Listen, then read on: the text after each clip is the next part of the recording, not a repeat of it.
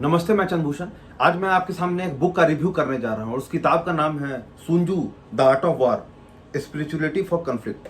ये किताब front version इसका इस तरीके से, और एक बार आप इसका बैक देख लीजिए, ये इसका बैक पेज है। जहाँ तक बात है इस किताब का द आर्ट ऑफ वॉर का, तो हम लोग सब जानते हैं कि सुन त्zu आज से लगभग 2500 साल पहले वो चाइना में थे और उनके पिताजी आर्मी में थे। तो जब भी उनके पिताजी से उनकी बातचीत होती थी तो वो उनको रेगुलर बताते रहते थे कि सो वार में क्या होता है, कौन से ट्रिक्स अप्लाई होते हैं। और सुन त्zu जो है हमें सीखने में बहुत माहिर थे। बाद में उन्होंने अपने पिताजी से जो चीज़ भी सीखा और दूसरे जो भी किताब था उनका अध्ययन करके उन्होंने खुद ही जो है मीन्स बैम्बू स्लिप्स पे, मीन्स जिसको बांस का पत्ता जिसको बोलते हैं, उस पर उन्होंने अपना लिखा। और जब उन्होंने अपने ही पास के एक राजा को मीन्स उसके सामने जब दिया तो वो राजा बहुत खुश हो गया कि इतनी कम उम्र में ही तुमको जो है वार के स्ट्रैटेजी के रिगार्डिंग, प्लानिंग के रिगार्डिंग इतना मीन्स जानकारी है। और उसके बाद उन्होंने उनको अपनी सेना में रख लिया क्योंकि वो बहुत ही शानदार उन्होंने अपना मीन्स ये पेश किया था कि वो शानदार प्लानिंग कर सकते हैं और बहुत अच्छा स्ट्रैटेजी बना सकते हैं। लेकिन आश्चर्यजनक रूप से बात है कि इस किताब का रिलेवेंस आज भी है। आज से 2500 साल पहले लिखी गई किताब ये सुन त्zu की द आर्ट ऑफ वॉर, इसका रिलेवेंस आज भी है।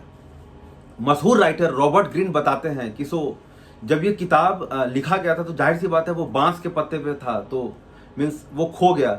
लेकिन क्या है कि वर्बल कम्युनिकेशन चलता रहा। मीन्स जिसने उसको पढ़ा उसने अपने बच्चों को बताया और धीरे धीरे ये चलता रहा। बाद में जब ये किताब का इसने शक्ल लिया तो उसके बाद क्या होता था कि अगर कोई राजा ये किताब पढ़ता था तो ये राजा इस किताब को पढ़ के अपने बच्चों को, अपने आर्मी के जो इंपॉर्टेंट लोग हैं उनको बता देता था और वो उसको छुपा देता था ताकि किसी को पता ना चले। और दूसरा यदि जान जाएगा तो वो यही ट्रिक्स अप्लाई करके जो है उसी राजा पे हमला करके उसका राजपाट छीन सकता है। इस पे बेसिकली 13 चैप्टर्स हैं, 13 चैप्टर्स। और कैलकुलेशंस इसका पहला चैप्टर है और यूजिंग स्पाइस इसका जो है मीन्स आखिरी चैप्टर है। जब आप द आर्ट ऑफ वार पढ़ेंगे तो आपको एक चीज पता चलेगा कि किस तरीके से आदमी को हमेशा कोशिश करना चाहिए कि कोई भी युद्ध शुरू करने से पहले या आप कोई भी वैसा काम कर रहे हैं जिसमें खून बहेगा या पैसों का नुकसान होगा, चाहे वो मीन्स कोई लीगल एक्शन ही क्यों ना लेना हो, आप सुन त्zu हमेशा ये कहते हैं कि लड़ाई जो है ना दिमाग में लड़ा जाता है। आप पहले ये कैलकुलेट की क्या ये लड़ाई लड़ना जरूरी है, मीन्स इसमें कितना नुकसान हो सकता है, इसमें आपका कितना रिसोर्स जा सकता है और किस तरीके से जो है आप बिना उतने रिसोर्स को वेस्ट किए हुए आप इसको जीत सकते हैं। अगर कोई लड़ाई बिना लड़े जीता जाए तो वो सबसे बेस्ट है। सुन त्zu का यही कहना है। तो आप ये इस किताब का रिलेवेंस इसलिए है कि आज भी हम लोग के जीवन में अप्लाई होता है। कहते हैं कि जब नेपोलियन बोनापार्ट की सेना ने हेटी पे जब वो आक्रमण किया था तो उन लोगों ने इसका यूज करके जो है नेपोलियन की सेना को हरा दिया था। और हम लोग सब जानते हैं कि नेपोलियन एक कितने ताकतवर जनरल हुआ करते थे। तो आज के भी टाइम सभी लोगों को ये किताब अवश्य पढ़नी चाहिए। मैं एक बार फिर से दिखा रहा हूँ सुन त्zu का जो द आर्ट ऑफ वार है। और इसमें कई सारे चीज हैं। इसमें एक उन्होंने जो है फॉर्मेशंस के बारे में बताया है, फिर जो है आर्मी का जो मैन्यूवर किस तरीके से होना चाहिए उसके बारे में बताया। पहले जब भी कभी लड़ाई होता था तो एक राजा दूसरे राजा के सामने खड़ा है। आप अलेक्जेंडर का वॉर देखिए, आप जिनका भी वॉर देखिए, आप देखिएगा कि नदी के किनारे उस ओर खड़े हैं दूसरे राजा से और डायरेक्ट अटैक होता था। लेकिन इसमें बताया गया है कि हमेशा डायरेक्ट अटैक करना ठीक नहीं है, हमको मैन्यूवर करना चाहिए। मीन्स या तो हमको राइट की तरफ से या हमको लेफ्ट की तरफ से सेना पे आक्रमण करना चाहिए, उसे ज्यादा आसानी से जीता जा सकता है।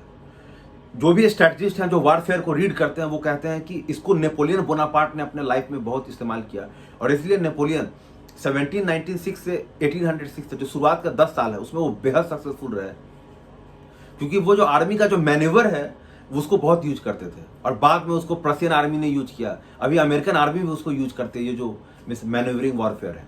तो कहने का मतलब जो एक टेक्निक जो 2500 साल पहले लिखी गई थी आज भी उसका रेलिवेंस होता है। फिर वो बताते हैं कैसे जासूसों का उपयोग होता है। और हम सब जानते हैं कि आज भी जासूसी एक बहुत ही महत्वपूर्ण चीज है राजनीति में। आप चाहे भारत में देख लीजिए या फिर आप रसिया में देख लीजिए, किस तरीके से जो वहाँ के जासूसी वहाँ के प्रधानमंत्री हैं, सॉरी वहाँ के राष्ट्रपति हैं जो कि राष्ट्रपति पुतिन है। तो मेरा सभी लोगों से यह निवेदन है कि ये किताब जरूर पढ़ें। मीन्स ये आपको जीवन में मीन्स किस तरीके से प्रॉब्लम्स को टैकल करना है उसमें आपको सहूलियत देगा। और सुन त्zu एक चीज कहते हैं कि आप ये तो दूसरे चीज लड़ रहे हैं और आपका अगर कोई प्रॉब्लम घर में है तो घर का जो प्रॉब्लम है ना उसको सुलझाने में हमेशा एक सॉफ्ट कॉर्नर होना चाहिए। कभी भी घर के लोगों से लड़ने में बिल्कुल दुश्मन की तरह उसे नहीं लड़ना चाहिए, क्योंकि ऐसा हो सकता है कि बाहर जो बाहरी लड़ाई है वो आपको लड़ने के लिए बहुत मेहनत करना पड़े। कई बार घर का जो समस्या है वो बातचीत करने से ही सिमट जाए, अगर इफ पॉसिबल है तो। इसलिए जब आप मामला अपना घर का टैकल करते हैं तो उसको आप ठीक से टैकल कीजिए और थोड़ा सॉफ्ट कॉर्नर को लेकर घर के मामलों को चलिए। इसमें एक बहुत अच्छा कोट है इस किताब में, द आर्ट ऑफ वॉर में। ये दुनिया जो है ना, तीन वक्त ऐसा आता है जब ये दुनिया जो है ना मानसिक रूप से विचलित हो जाती है, बहुत परेशान हो जाती है। एक, जब कोई इपिडेमिक आया हो, जैसे कि कोरोना आ गया था, तो कोरोना में इस तरह। दूसरा, जब युद्ध होता है, हर कुछ चाओस हो जाता है, किसी को कुछ समझ नहीं आता कहाँ जाए कहाँ लड़े। जैसे आप रसिया यूक्रेन का वार देख लीजिए, मीन्स कुछ भी यूक्रेन का लोग सही डिसीजन नहीं ले रहा है। हम रूस से ही बहुत तरह का खबर सुन रहे हैं कि लोग बेरोजगार हो रहे हैं, रूस जो है मौत का आंकड़ा छुपा रहा है। और तीसरा, जब कोई वर्बल कॉन्ट्रैक्ट टूटता है, जब कोई आदमी किसी को वचन देके अपना बात नहीं निभाता है, तो वो भी उस टाइम के लिए ना एक तरह से माना जाए तो दुनिया डिरेंज हो जाती है। कहने का यही मतलब है कि अगर हमने किसी को कोई कमिटमेंट किया वो जरूर निभाना चाहिए। तो जितने भी यंग लोग हैं, इस किताब को आप जरूर पढ़ सकते हैं और मीन्स ये आपकी इफिशियंसी बढ़ाएगी। और सुंजू हमेशा एक बात कहते हैं कि कोई भी काम जो है ना, हाफ एफर्ट मत लगाइए। अगर आपने तय कर लिया है पूरे प्लानिंग के साथ, पूरे सोच विचार करके कि मुझे अपना कैरियर इसी चीज में बनाना है, तो फिर आप पूरे लगन के साथ उसको पूरा करने में लग जाइए। Half efforts, half measures. Sanju कहते हैं अगर आप इस तरीके से चलेंगे तो आप जिंदगी में कभी सफल नहीं हो पाएंगे। और आप जब भी कोई काम करें, आप अपने बारे में तो पूरी जानकारी रखें ही, साथ ही साथ जो आपके प्रतिद्वंदी हैं, जो कि आपके एडवर्सरी हैं, आप उनके बारे में भी पूरी जानकारी रखें कि वो कब क्या कर रहा है, उसका क्या प्लान हो सकता है, और उसी हिसाब से अपनी स्ट्रेटजी बनाएं, अपनी प्लानिंग बनाएं। जब आप ये किताब पढ़ेंगे आपको कैसा लगा, आप ये जरूर बताएं। मुझे उम्मीद है आपको ये किताब जरूर पसंद आएगी। एक बार मैं फिर से संजू का the art of war present करता हूँ, और मुझे पूरा भरोसा है कि ये किताब जब आप पढ़ेंगे तो ये आपके निजी जिंदगी में भी या आपके प्रोफेशनल लाइफ में भी आपको बहुत ज़्यादा हेल्प करेगा। धन्यवाद।